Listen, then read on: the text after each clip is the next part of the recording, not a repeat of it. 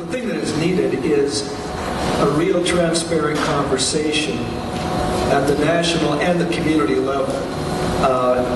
The kinds of neighborhoods that are impacted most by racial profiling need to have their own separate conversations with the law enforcement community. That's one conversation that needs to take place. We need to have some of the guys who are at risk for gang involvement, who are unemployed, young, very vulnerable, to go in the wrong direction. We need to have them at the table. We need to have some of the stakeholders, the more conservative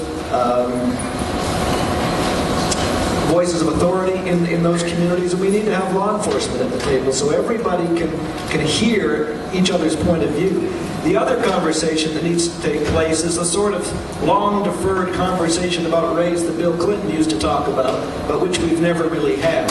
In America, we watch videos on the television, and then everybody pontificates in their blogs or their columns or their talk shows. I got a call from some folks in Jena, Louisiana, a few years down the road, and we had the same kind of phenomenon unplaying there.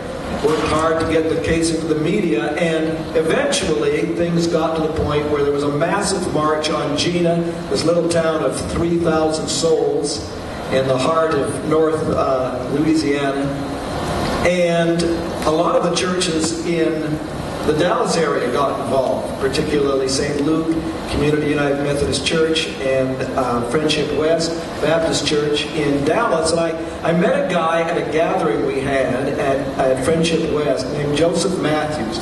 He wanted to go with me to Jena.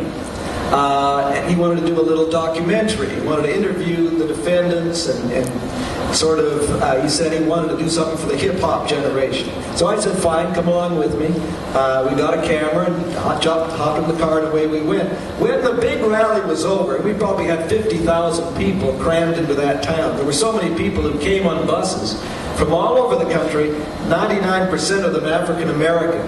Most of them were there because they were concerned about the kind of issues we're talking about today.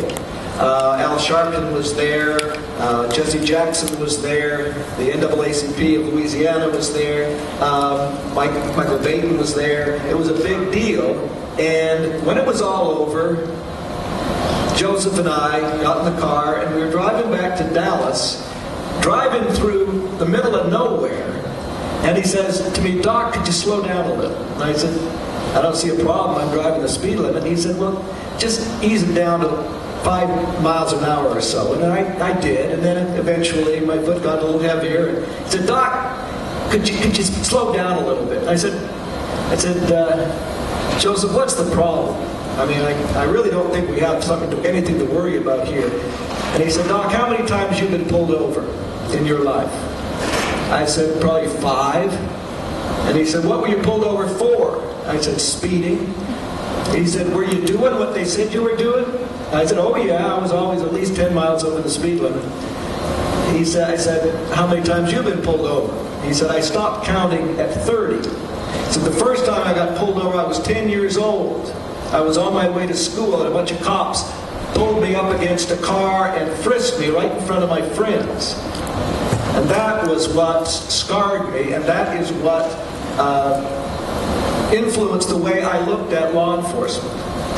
And incidents like that, the reason I bring up some of these stories is because it really demonstrates, and when you look at something like Ferguson, you see it so clearly, that the reaction of the average person of color and the average white person is completely different. I know there are exceptions on both sides of the line, but when we're speaking in generalities, we just don't come to these situations with the same perceptive lens. And what really concerns me is that the political situation, and that's where we make our decisions as a people, and our legislators know that very well.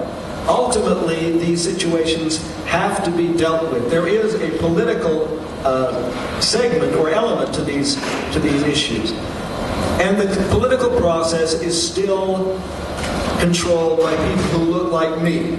For those of you who don't see color, I am white. And so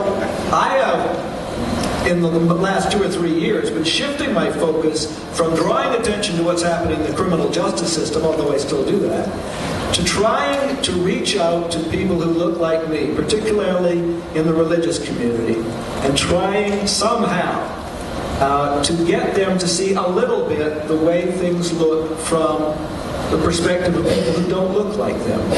Now, I know that being white, I cannot really appreciate how the world looks to a person of color.